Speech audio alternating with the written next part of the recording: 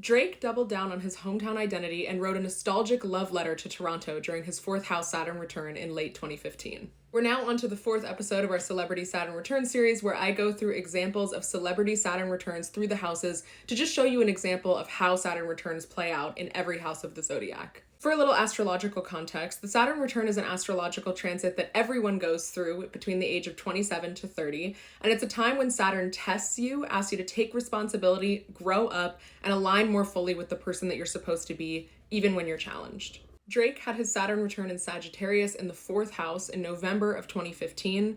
The fourth house rules home, roots, family, and personal foundations. During Drake's 2015 Saturn return, he was working on his album Views, which dropped in April 2016. This album is in a lot of ways a love letter to Toronto. It's filled with references to places within the city of Toronto, and the lyrical content is full of nostalgia, isolation, and reflections on how the city shaped him as a person. These are quintessential fourth house Saturn return themes, reckoning with where you came from and deciding what home means to you now.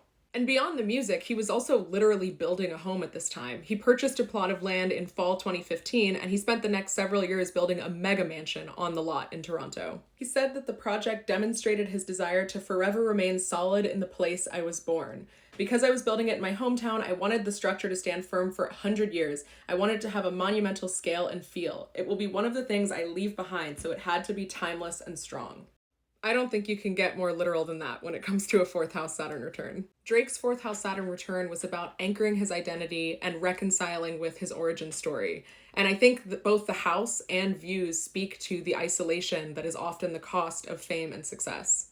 So while Drake's Saturn return was a nostalgic and kind of melancholic era, it was ultimately a successful era for him because he put in the work to stabilize his foundations. So check the playlist below for houses 1 through 3 and stay tuned for the rest of the 12. And let me know in the comments, where is your Saturn return happening?